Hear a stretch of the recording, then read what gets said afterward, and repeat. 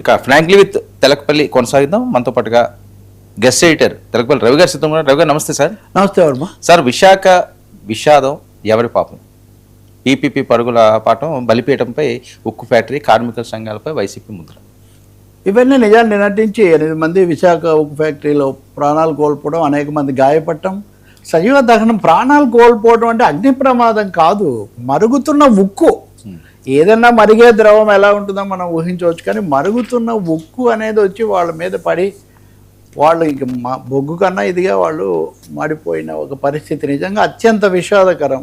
గనిలో వనిలో కార్ఖానాలో పరిక్రమిస్తూ అని ఇట్లాంటి ప్రమాదాలు జరుగుతూ ఉంటాయి, కానీ ఇలాంటి ప్రమాదం దేశంలోనే ఇంతవరకు జరగలేదు. ఈ తరహా ప్రమాదం ఉక్కు ఫ్యాక్టరీలో కూడా చాలా ప్రమాదాలు జరిగాయి, ఒక 10 ఏళ్ళ కిందట కూడా చనిపోయారు, ఇవన్నీ కూడా ఉన్నాయి.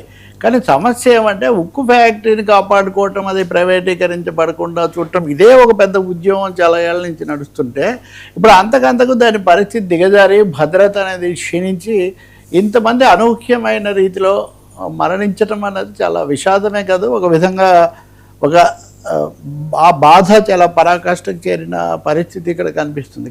కాబట్టి ఖచ్చితంగా ఉప ముఖ్యమంత్రి పవన్ కళ్యాణ్, మంత్రి నారా లోకేష్, అలాగే ఉక్కు గనుల మంత్రి అయిన సహాయ మంత్రి అయిన శ్రీనివాస వర్మ, సిపిఎం శ్రీనివాసరావు, ఇంకా చాలామంది ఇతర పార్టీల వాళ్ళందరూ వెళ్ళారు, పరామర్శిస్తున్నారు, అది బాగానే ఉంది. కానీ కార్మికులు ఈ పరిస్థితి ఎందుకు వచ్చింది అని ఒక పెద్ద ప్రశ్న వస్తుంది. రాకుండా కూడా ఏం చేయాలి అన్నది కూడా చాలా స్పష్టంగా ఈరోజు ఇది ఆంధ్రజ్యోతిలో వార్త. స్టీల్ వెల్డింగ్ షాప్ నిర్వహణ పనులు ప్రైవేట్ ఏజెన్సీకి అప్పగించారు. ఈ పని నిర్వహణ లోపం వల్లనే ఈ ప్రమాదం జరిగిందనే ఆరోపణలు బలంగా వినిపిస్తున్నాయి. 5 మంది చేయాల్సిన పని ఒక్కరు చేస్తున్నారు. 5 మంది చేయాల్సిన పని, నియామకాలు లేవు. 1500 మంది కార్మికులను విఆర్ఎస్ ఇచ్చి రకరకాలుగా మీరు వెళ్ళకపోతే పంపించేశారు. సో భద్రత అన్నది చాలా దారుణంగా దెబ్బతిన్నటువంటి పరిస్థితి. ఒక విధంగా ఉక్కు ఫ్యాక్టరీ బలిపీఠం మీద ఉంది. ఇక ఉక్కు ఫ్యాక్టరీ ఉండటం అంటే అక్కడ పనిచేసే కార్మికులు ఉండటమే కదా. కాబట్టి ఈరోజు విషాదానికి పరామర్శలు, సహాయం ప్రకటించడంతో పాటు అసలు దీనికి కారణమైనటువంటి పాపం ఎవరిది, పాఠం ఎవరిది, ఏం నేర్చుకోవాలన్నది మటుకు తెలుసుకోవాల్సిన అవసరం చాలా ఎక్కువగా ఉంది. అదే అక్కడ కార్మిక సంఘాలు వాళ్ళ దగ్గర కూడా వ్యక్తం అవుతుంది. ఇక్కడ ఇంకోటి కూడా ప్రభుత్వాల సమస్య కూడా ఏం లేదు. కొంతమంది భావిస్తున్నట్టుగా ఈరోజు బాగా ఉద్రిక్తత వచ్చింది. ఉదాహరణకు పవన్ కళ్యాణ్ విలేకరులు అడిగినప్పుడు కానీ, లోకేష్ను కార్మిక సంఘాల నాయకులు అడిగినప్పుడు కానీ వాళ్ళు విరుచుకుపడ్డారు. నిజంగా ఈ సందర్భం అటువంటిది కాదు. ఆగ్రహం వస్తుంది. కార్మిక సంఘాల నాయకులు సహజంగా కమ్యూనిస్టులు ఎక్కువ చోట్ల సంఘాలు బలంగా ఉంటే వాళ్ళు అడుగుతారు. మీరు వైసీపీ ఉన్నప్పుడు అడగలేదు, మమ్మల్ని ఇప్పుడు అడుగుతున్నారా అన్న పద్ధతిలో పవన్ కళ్యాణ్ ఆగ్రహించడం నిజంగా అర్థం లేదు. ఎందుకంటే నా దగ్గర అప్పటి వివరాలన్నీ ఉన్నాయి. 1991 నుంచి ఉంది ఈ సమస్య. ఈ బ్లాస్ట్ ఫర్నేస్ అనేది 1991లో మొదలైతే 2021 వరకు నడుస్తుంది. 10 ఏళ్లలో ఒక్కసారి మాత్రమే రిపేర్ల కోసం ఆపారు బ్లాస్ట్ ఫర్నేస్ అనే దాన్ని ఉదాహరణకు. కానీ 2021లో దాన్ని ప్రైవేటైజ్ చేయడం, స్ట్రాటజిక్ సేల్, వ్యూహాత్మక అమ్మకం అనే వైఖరి తీసుకున్న తర్వాత ఇప్పటికి 10 సార్లు ఆపుంటారు బ్లాస్ట్ ఫర్నేస్ను. ఉదాహరణకు చెప్పాలంటే దాని ప్రొడక్షన్ కెపాసిటీ 73 లక్షల టన్నులు అయితే 39 లక్షల టన్నులు మట్టుగా ప్రొడ్యూస్ చేస్తున్నారు. కాబట్టి అంతకంతకు కూడా అక్కడ ఉద్యోగులను తగ్గించడం, తుప్పు పట్టిపోయాయి అవన్నీ కూడా. దాన్ని ఆధునీకరించడం లేదు, బేరాలు పెట్టడము, ఇంకెవరికో అప్పగించడము, కార్మికులను బయట నుంచి తీసుకోవటము. ఇప్పుడు ఉదాహరణకు అక్కడ విమర్శకు వచ్చిన వాటిలో ఒకటేంటి, కాంట్రాక్ట్ కార్మికులను, నైపుణ్యం లేని వాళ్ళని ఎందుకు అనుమతించారు? ఎవరు అనుమతించారు? ఎవరికైతే మీరు ఆ ప్రైవేట్ ఏజెన్సీకి ఇచ్చారో వాళ్ళు అనుమతించారు, వాళ్ళు తెచ్చిపెట్టారు. కాబట్టి ఇది స్వయంకృత అపరాధం ఇందులో చాలా ఎక్కువగా ఉంది. దీని గురించి ఇప్పటికైనా చూసుకోకుండా కార్మికుల మీద నాకు బాగా గుర్తుంది. నేను 2021లో కోవిడ్ వచ్చిపోయాక నేను స్వయంగా వెళ్ళి అక్కడ మాట్లాడి ఇవన్నీ కూడా చేసే బీచ్లో కూడా జరిగింది. అప్పుడు వైసీపీ ప్రభుత్వమే ఉంది. వైసీపీ ప్రభుత్వం ఉన్నప్పుడు ఏమీ కార్మికులు ఏమో ఆగింది లేదు. వైసీపీ, టీడీపీ, కేంద్రంలో బీజేపీ, కాంగ్రెస్ అన్ని దశల్లో ఉంది. కానీ 2021 తర్వాత ఈ ప్రైవేటీకరణ, మూసేయడము, దాన్ని తుప్పు పట్టించడము ఇది బాగా పెరిగింది. ప్రమాదాలు ఎక్కడైనా జరగవచ్చు, కానీ ఇది మామూలు ప్రమాదం కాదు. ఎందుకంటే ఇంతవరకు దేశంలో జరగంది అంటున్నారు. రెండోది ఉన్న ఫలానా ఇంకోటి కూడా చెప్తున్నారు వర్మ, లీకేజ్ ఉంది చూడు, ఆ మరుగుతున్న ఉప్పు ద్రవం రావడం అప్పుడప్పుడు లీకేజీలు 7-8 సార్లు జరిగాయి. 7-8 సార్లు జరిగాయని కార్మిక సంఘం అక్కడ పనిచేసే వాళ్ళు రిపోర్ట్ చేశారు.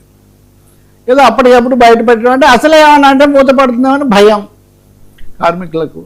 కాబట్టి ఇప్పుడు వాళ్ళ మీద ఎదురుదాడి చేయటము లేదా వామపక్ష సంఘాల మీద ఏదో మీరు వైసీపీ అనుకూల ముద్ర వేయడం చాలా దారుణం. ఆ చర్చకి సందర్భం కాదు. అక్కడ ఎవరు నాయకుడుగా ఉంటే వాళ్ళు అడుగుతారు. పల్లా శ్రీనివాస్ గారు ఇప్పుడు టీడీపీ రాష్ట్ర అధ్యక్షుడు, ఆయన నిరాహార దీక్ష చేయలేదు దాన్ని ప్రైవేటీకరణ చేయొద్దని. అందువల్ల ఇప్పటికైనా కానీ పాఠం నేర్చుకుంటే కనుక నిజంగా ఉక్కు ఫ్యాక్టరీని కాపాడుకోవాలి అనే లక్షణం. 11,000 కోట్లు ప్యాకేజీ ఇచ్చాం, ఇదే కదా ఘనత. ఈ 11,000 కోట్లు అప్పులు కట్టడానికే తీసుకున్నారు, కార్మికుల జీతాలు ఇవ్వకూడదు అని కూడా ఒక షరతు. అక్కడ కార్మికుల దైనందిన సమస్యలు ఫ్యాక్టరీ నిర్వహణకు వాడకూడదు, రుణదాతలకు మటుకే కట్టాలి అని ఆ 11,000 కోట్లు కూడా అలాగే వెళ్ళిపోయాయి. అందువల్ల ఇక్కడ చాలా స్పష్టంగా కనిపిస్తుంది ఉద్యోగులు లేరు, ఉన్న వాళ్ళని తగ్గిస్తున్నారు.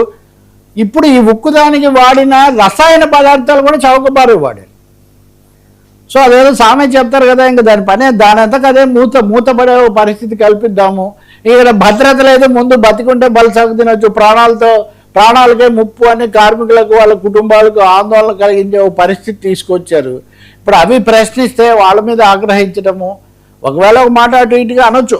అలాంటి సమయంలో అంత మాత్రాన వాళ్ళకి రాజకీయాలు అంటగట్టడం, దాన్ని అమ్ముతున్నటువంటి వాళ్ళకి ఏం రాజకీయాలు లేవా? అమ్ముతున్న వాళ్ళకి ఏం కార్పొరేట్ రాజకీయాలు లేవా? పక్కనే ఆర్చర్ మెట్టలు తీసుకొని వచ్చి చాలా అంతా కట్టబెడుతున్నటువంటి వాళ్ళకి ఏం రాజకీయాలు లేవా?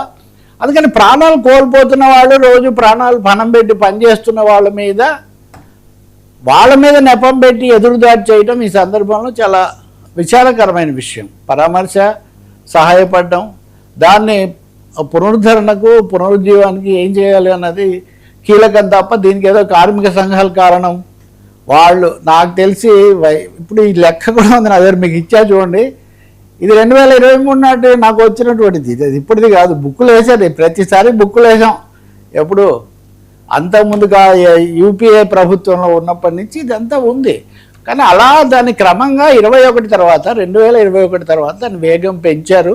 ఈ ప్రభుత్వం వచ్చిన తర్వాత బ్లాస్ట్ ఫర్నెస్ బిఎఫ్ అంటుంటారు వాళ్ళు, 10 సార్లు మూతపడింది. ఉదాహరణకు ఇది బిట్వీన్ అక్టోబర్ 24 అండ్ జూన్ 25 9 సార్లు మూతపడింది ఈ కాలంలో.